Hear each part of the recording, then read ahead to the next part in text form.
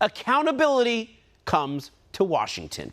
Jack Smith, the face of modern political lawfare, goes under oath. Smith was appointed in November 22 by Merrick Garland. Thank God he's not a Justice Garland. And given extraordinary authority to pursue Donald Trump, the leading political opponent of the Biden administration and, at the time, the frontrunner for the 2024 Republican nomination. He's always the frontrunner. From the start, Smith's mandate was unprecedented. He was tasked with prosecuting a former president on two fronts: the classified documents case tied to Mar-a-Lago and the January 6th election case, both launched while Trump was actively campaigning for the presidency. Let's start with Mar-a-Lago. On August 8th, 2022, the FBI executed a search warrant on President Trump's private residence, the first raid of a former president's home in American history. Agents entered with guns drawn, deadly force authorized. Boxes of documents and personal materials were seized, and all the evidence was taken entirely into FBI custody. While Democrats and their allies in the fake news circulated photos of file boxes, some apparently marked top secret, and declared Trump guilty on sight, the actual legal case immediately began to unravel. Defense attorneys challenged how the evidence was handled after the raid, including whether the original order of documents was preserved, whether the chain of custody was intact, and whether the government could reliably establish how and where materials were found once they were entirely in FBI possession. Those challenges landed before Aileen Cannon. In 2024, Judge Cannon dismissed the classified documents case in full, ruling that Jack Smith's appointment violated the Constitution's Appointments Clause. The court further held that there was no clear statutory authority for him to prosecute the case at all. That was not a technicality. It was a federal judge ruling that the prosecution itself was unlawful. The pattern continued. In the January 6th case, Smith charged President Trump with using expansive conspiracy theories that critics say pushed criminal law into political decision-making and presidential speech, again during an active presidential campaign.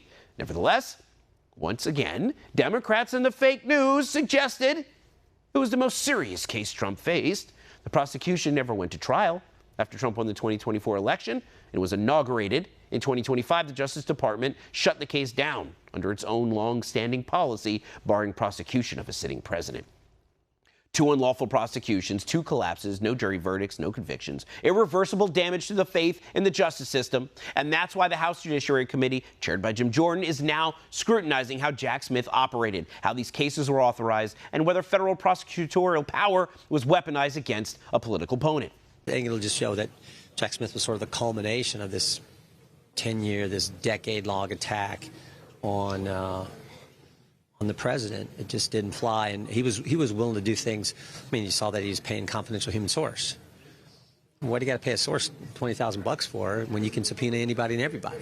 Smith already testified behind closed doors in December, where he denied political motivation, defending his evidence, and claimed his cases met the standard of proof beyond a reasonable doubt.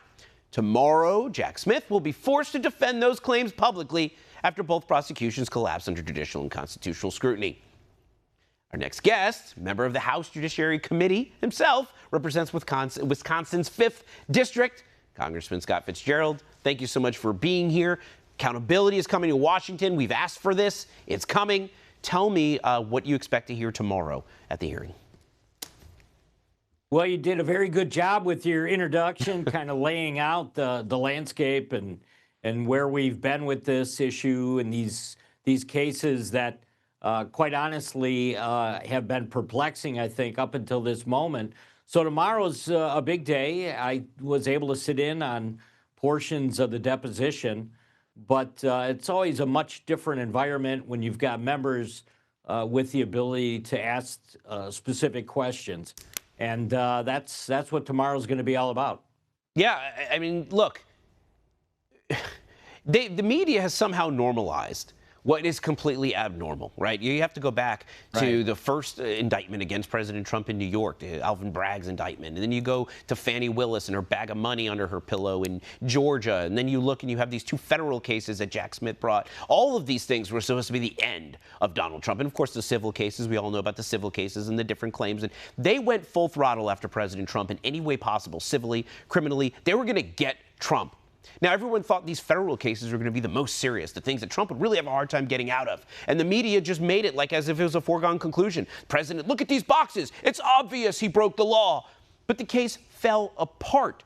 Lawfare couldn't have been more obvious. And the real risk here is to the confidence that we have in the justice system. How important is it that we learn exactly what Jack Smith was tasked with doing and really how deep it went and what his actual motivations were? Because this is not actually normal in a country like America to try to prosecute the former president, future president, and leading presidential candidate, right?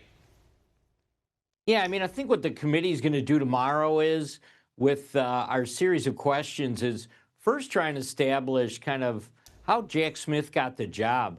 It's been kind of, I think, information that's been out there, but we're going to kind of bring it back to the forefront on at one point, Marshall Miller was the gentleman, the number 3 at DOJ, that ultimately knew Jack Smith for many, many years.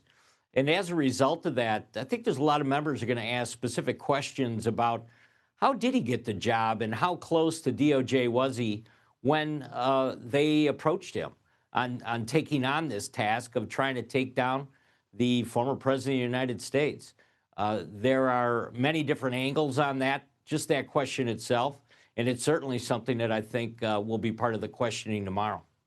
Yeah, I cannot wait to hear that testimony. Another big thing came out of Washington today. The Clintons, they were no-shows. This was over the Oversight Committee. Now, of course, everybody's been yelling and screaming about Epstein and Trump, and yet when the Clintons are called to testify, they're nowhere to be found. Can you talk about what happened today with respect to the Clintons and the oversight?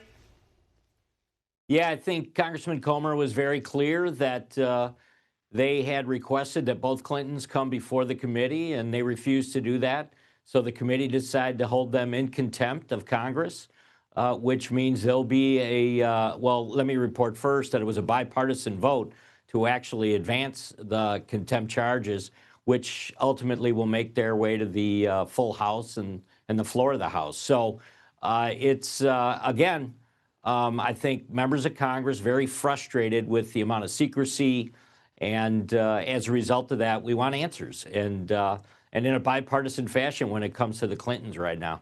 Yeah, you know, nobody's above the law, right? That's what they say all the time, yet they seemingly, time and time again, feel like they're above the law. Let's hope they're treated the same way everybody else was treated when they were held in contempt of Congress under the last administration. Very exciting stuff out of Washington. Thank you so much for bringing accountability. The American people are demanding it, and you're delivering. Thank you so much for being here, my friend.